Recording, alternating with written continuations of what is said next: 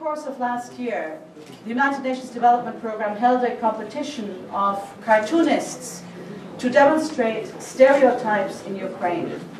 And one result is, I'm very happy to show, or unhappy to show I must say, is this picture, which shows a door in the shape of a man, and a woman trying to get in, and a small text on the side saying Rada. Very clearly there is a perception in Ukraine that it is very, very difficult for women to come into politics and into parliament. And I'm very happy that today we have an opportunity to discuss possible solutions in politics, how women can be encouraged, can select this for themselves, but also how men can be supportive to allow women to come into politics. Gender equality and women empowerment for new democracies like Ukraine are not only a matter of human values that can be reached someday. It is today that we have to take the action. Political parties are amongst the most important institutions for promoting and nurturing participation of women in politics. Globally, less than 20% of world's parliamentary seats are occupied by women. Although worldwide between 40 to 50% of party members are women, they hold only about 10% of the leadership positions within the political parties. In Ukraine, as you all know, the situation is actually much worse. While women make up 54% of the population, they account for only 8% of the parliamentarians, well below the global average of 18%, and far below the target of the Millennium Development Goals, which Ukraine hopes to achieve by 2015.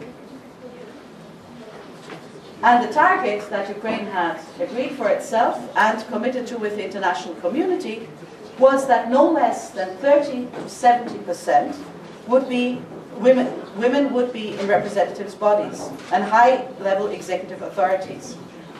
Currently, you also know that there is not a single governor of any of the oblasts who's a woman. And only recently, one woman was appointed to government. And there were very few candidates in the last elections. We think that the time is right now, given the upcoming parliamentary elections in Ukraine, to accumulate and to save critical energy for increasing women's political participation. And that's where the political parties themselves can play a critical role of major tools for women to reach decision-making positions. It is important for political forces in power and in opposition to join efforts. No party can do it alone. It is all parties together. To build on the values that should prevail over political contradictions and personal claims. We are very pleased to see Ukrainian parliamentarians today that have already demonstrated their commitment to address the issues of gender imbalance and promotion of gender equality by the formation of the Parliamentary Cross-Faction Group on Equal Opportunities Caucus. The United Nations has historically been deeply committed to promotion of women's empowerment. Being one of the first international organizations to raise the issue of gender parity in Ukraine back in the late 1990s, UNDP is constantly looking for new partnerships and instruments of communicating gender knowledge and women's empowerment to large audiences, and today's event serves one of these examples. The publication that is being launched today, Empowering Women for Stronger Political Parties, a good practices guide to promote women's political participation, which we are presenting together with the National Democratic Institute, is the extract of best global experience and hands-on practices which have been researched and tried in over 20 countries.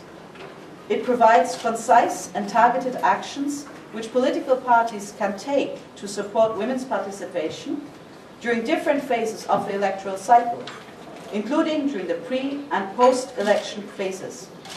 It can also give guidance to other development agencies which provide programming support to political parties regarding women's political participation. I truly believe that this publication will provide Ukrainian political leaders, party members and citizens with effective instruments of bringing women to the policy-making and legislative domains.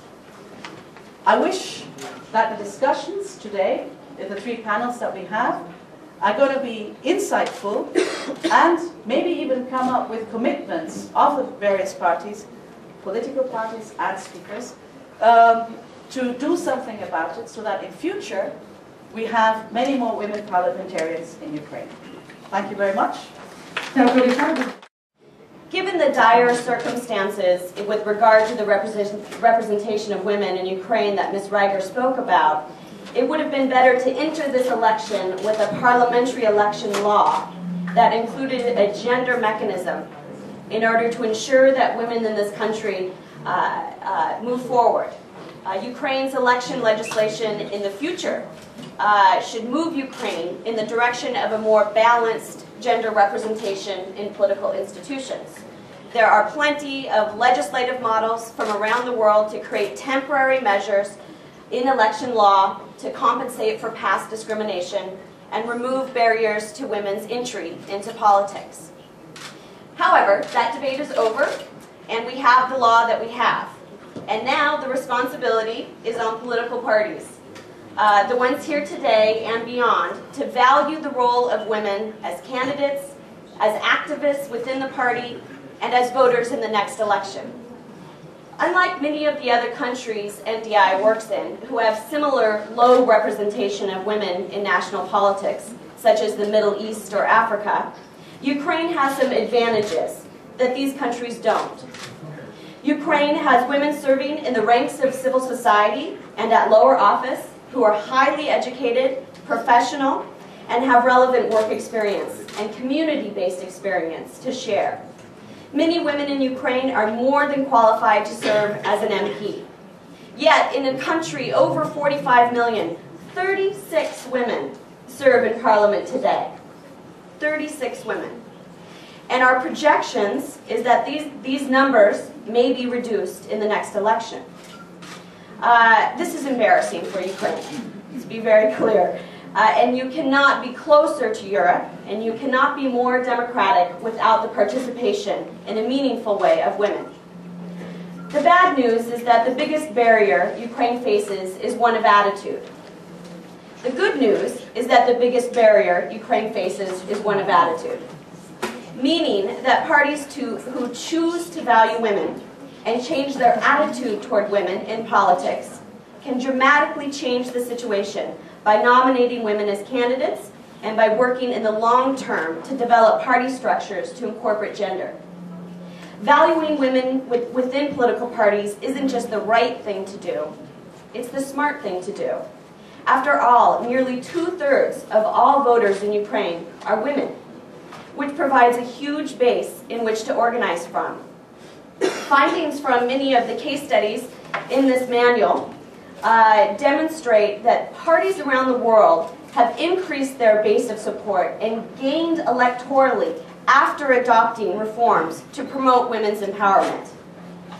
We are pleased to recognize the beginning steps that some parties are making today to realize these goals, such as Front of Change and UDAR, who have formalized their work with women through women's wings in the party, which from our close experience and collaboration with them is allowing them to target women as voters, study the opinion and perspective of women, mobilize activists within the party, incorporate their opinions into party platforms, and prepare them as candidates.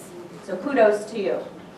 NDI would be happy to work with any democratic-oriented party that is interested in forming real and robust women's departments. We have lots of experience and case studies from around the world to share. And this manual provides the instructions and advice about how to make this work meaningful and not just window dressing for the parties that are truly committed and have the vision about what women mean to their election campaign and beyond. We also want to recognize the Party of Regions for their commitment to recruit and train women as candidates in the single mandate side of the list this election, as well as on the proportional side. And we look forward to helping them prepare these women for the election. Furthermore, the efforts of Mr. Tarasuk and Mr. Tomenko, who could not be here with us today, and many others in Parliament have contributed greatly to the formation of the Equal Opportunities Caucus in the RADA, which we see as an indication of the growing recognition and importance of developing policies for this country that take gender into account. Last and not least, those of you in the audience who we hope will participate in the conversation today during the Q&A, we know you have great experience and wisdom to share in the discussion today and in the coming year. I want to end with a perspective from the United States. As you know, this is a presidential election year for us, where every vote will count, as we say. Candidates in the U.S. and those in public office were really pushed into valuing the participation of women and youth and other historically less represented constituencies. This is part of our history, where we have learned the hard way when we have excluded important voices from the political debate. Today, each campaign fights hard to earn these votes. Just yesterday, a friend shared with me a letter from John F. Kennedy's presidential archives. During the primary in 1959, JFK received a letter from a campaign supporter in Michigan, a man, who asked if he would ever consider selecting a female running mate. This was his response. Women have served, and served well, in almost every kind of elected as well as appointed office, and I see no reason why the vice presidency should be an exception. The ability of women to handle different foreign and domestic problems has shattered the concept of political inferiority. I can testify from the mail I receive in my office and how many women are politically alert and able to analyze keenly all of the fundamental problems facing the Congress.